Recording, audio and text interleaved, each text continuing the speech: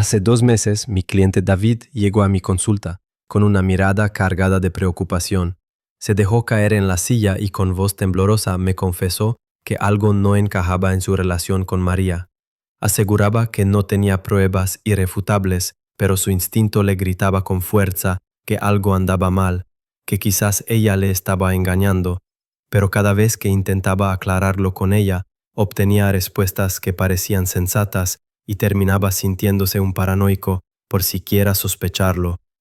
Durante la siguiente hora me relató con meticulosidad una serie de cambios que había observado en ella a lo largo de medio año. Cambios sutiles que, por sí solos, podrían parecer irrelevantes, pero que al juntarlos dibujaban un patrón inquietante. No se trataba de esas señales obvias que todos conocen como mensajes comprometedores en el móvil, llamadas misteriosas a horas extrañas o transformaciones drásticas en su apariencia o su rutina. No, lo que David había detectado eran modificaciones más profundas en la manera en que se vinculaba con él, sobre todo en los momentos de mayor cercanía emocional y física. Confesó con frustración que lo que más le desconcertaba era esa dualidad repentina.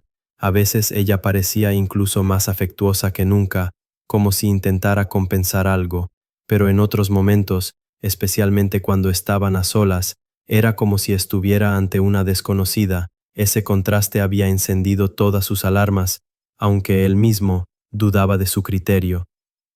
Sin saberlo, David había tropezado con un fenómeno bien conocido por los psicólogos, los patrones de compensación y desconexión emocional que suelen manifestar las mujeres que son infieles, independientemente de su personalidad o del tipo de aventura que estén viviendo, porque la infidelidad femenina no solo se expresa en los actos físicos, sino que genera conflictos internos tan intensos que se filtran inevitablemente en el comportamiento diario, especialmente en los momentos en que la intimidad y la vulnerabilidad emocional se ponen a prueba.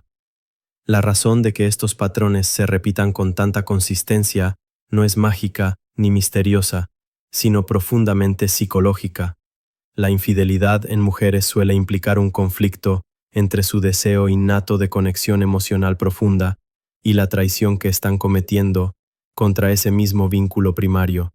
Los psicólogos evolutivos han demostrado que las mujeres, por predisposición biológica y social, tienden a buscar en sus parejas oficiales un lazo emocional sólido. Por eso, cuando surge una infidelidad, se produce una disonancia cognitiva poderosa que necesita ser gestionada, a menudo de formas no del todo conscientes. Este fenómeno de la compensación emocional es uno de los mecanismos más estudiados.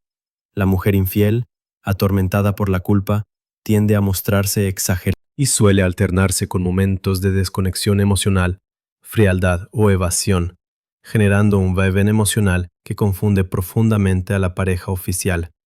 En el caso de David, él empezó a notar que aunque María seguía diciéndole que lo amaba, había dejado de buscar el contacto físico casual. Ya no se acurrucaba con él espontáneamente mientras veían una película o estaban en la cama. Cuando él la abrazaba, su cuerpo se tensaba, como si estuviera cumpliendo con una obligación más que disfrutándolo. La intimidad sexual tampoco desapareció del todo, pero se volvió más mecánica, menos conectada, más enfocada en cumplir una función que en compartir un momento auténtico. Estas alteraciones en la intimidad física son una de las señales universales más consistentes en casos de infidelidad femenina, porque, aunque la mente puede intentar justificar o negar la traición, el cuerpo suele delatar la desconexión emocional, ya que la intimidad física requiere presencia completa y genuina, y cuando el corazón está dividido, el cuerpo se protege reservando ciertos gestos o tipos de cercanía para la nueva conexión que le resulta emocionalmente más estimulante o novedosa. Otro patrón que David me relató era aún más sutil pero igual de revelador. Las conversaciones profundas entre ellos se habían vuelto impredecibles. A veces ella se mostraba inusitadamente interesada en sus problemas. Le hacía preguntas detalladas sobre su trabajo o su estado de ánimo, pero otras veces parecía desconectada, distraída, contestaba con monosílabos o desviaba el tema. Incluso, en ocasiones en que antes se habría involucrado intensamente. Esta oscilación no era casual. Forma parte de la segunda señal universal de la infidelidad femenina, las inconsistencias en la comunicación emocional, porque la culpa no se sostiene siempre con la misma intensidad. Hay momentos en que aflora y la mujer infiel se ve impulsada a compensar, buscando reasegurar el vínculo con su pareja oficial para calmar su conciencia, pero en otros momentos la comparación con su amante la hace sentirse insatisfecha, impaciente o incluso fastidiada con las conversaciones de siempre, volviéndose fría o evasiva sin poder evitarlo del todo. Estas variaciones en la profundidad emocional son difíciles de falsificar de forma consistente, porque la verdadera empatía requiere coherencia, y las lealtades divididas inevitablemente fracturan esa coherencia. En el caso concreto de David, él recordaba cómo María de pronto se había vuelto casi obsesiva, preguntándole sobre su día. Pero cuando él le compartía preocupaciones genuinas sobre un problema en el trabajo, ella contestaba con frases vacías o consejos superficiales, como si quisiera terminar el tema rápido. Y aunque se decía a sí mismo que quizás ella solo estaba distraída o cansada, la frecuencia y el patrón lo terminaron inquietando profundamente. Otra señal inconfundible surgió en el ámbito digital, un terreno donde las parejas modernas suelen compartir mucha intimidad. David me contó que al principio de la relación, María no tenía problema en dejar su móvil por ahí. Incluso él podía contestarle mensajes si estaba ocupado cocinando o duchándose. Pero en los últimos meses, eso había cambiado drásticamente. Ahora lo llevaba consigo a todas partes, incluso al baño. Y cuando sonaba, ella se tensaba, bajaba la voz al contestar o salía de la habitación. Estos cambios de hábitos, especialmente después de periodos de total transparencia, son una de las señales más clásicas de que algo se está ocultando, porque las mujeres tienden a integrar sus relaciones en su vida digital de forma muy fluida, y un aumento súbito en la privacidad suele indicar comunicaciones que no quieren que su pareja oficial descubra.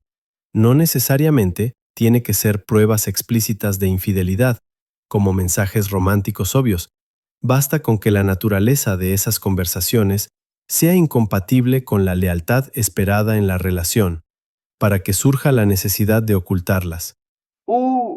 Lo perché las un perro che il lido che muy din de chi mis. Además, otro rasgo que David notó fue el cambio en la forma en que María reaccionaba cuando él mencionaba ciertos temas sensibles. De pronto, empezó a lanzarle pequeñas acusaciones o a mostrarse celosa de amistades femeninas que jamás habían sido problemáticas. Este fenómeno se conoce como proyección de culpa. La persona infiel, cargada con la tensión de su secreto, se vuelve hipersensible a la posibilidad de que su pareja también esté engañando, porque inconscientemente asume que si ella es capaz de hacerlo, él también podría hacerlo. Es un mecanismo de defensa primitivo que sirve para justificar la propia traición. Si él también podría hacerlo, no estoy haciendo nada tan terrible. Los terapeutas de pareja han documentado ampliamente cómo este patrón de acusaciones injustificadas suele aparecer cuando alguien quiere racionalizar su propia culpa, desviándola hacia el otro. David se sintió particularmente herido la primera vez que María le insinuó que quizás estaba siendo demasiado cercano con una compañera de trabajo, cuando él nunca había dado motivos reales para desconfiar. Y finalmente, la señal más dolorosa, pero más clara de todas, fue la desconexión durante los momentos de vulnerabilidad compartida, esas charlas íntimas en las que antes se sentían más unidos que nunca. Cuando contestaba de forma correcta, incluso educada, pero sin calidez ni esa empatía genuina que había definido su relación. El ejemplo más claro para David fue cuando compartió con ella su preocupación por la salud de su padre. Aunque María dijo todas las palabras correctas, él sintió que estaba hablándole a un muro, que la mujer que conocía ya no estaba ahí. Los psicólogos explican que esta incapacidad para mantener la vulnerabilidad emocional con la pareja oficial surge porque la mujer infiel vive esos momentos como una traición a su nueva conexión. Se siente dividida, incapaz de entregarse completamente sin sentirse culpable. Por todo esto, reconocer estas señales no es un ejercicio para promover la paranoia ni para justificar celos sin fundamento. Al contrario, es un acto de claridad y de respeto propio, porque la infidelidad femenina opera de forma distinta a la masculina.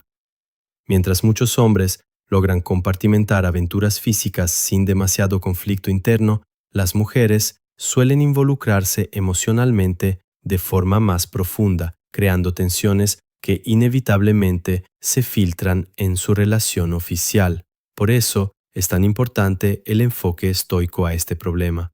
Epicteto enseñaba que no son los eventos en sí los que nos perturban, sino las opiniones que tenemos sobre ellos.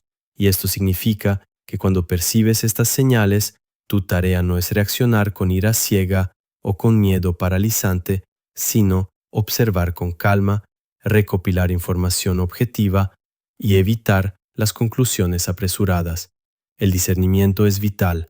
Estas señales solo son realmente relevantes cuando aparecen en combinación, no por un cambio aislado en el comportamiento de tu pareja. Y aquí aparece uno de los errores más comunes: caer en la paranoia por una sola señal. Otro error, igual de grave, es confrontar agresivamente sin tener evidencia clara, lo que puede destruir la confianza o simplemente alertar a una pareja infiel para que mejore sus métodos de ocultamiento.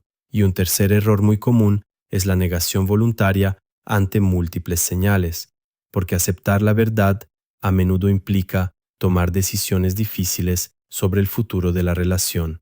David, por ejemplo, tras nuestra conversación, decidió observar con cuidado, sin confrontar de inmediato, y 3 semanas más tarde, la acumulación de patrones fue imposible de ignorar. Tuvieron la charla más difícil de su vida y ella terminó confirmando lo que él ya sabía en su fuero interno. Aunque dolorosa, la revelación fue para él liberadora, porque le devolvió la confianza en su intuición y le permitió empezar un proceso de sanación genuina. Como enseñaba Marco Aurelio, la verdad nunca perjudica a quien la abraza. Lo que daña es vivir en la mentira, prolongando el sufrimiento que inevitablemente se vuelve insostenible.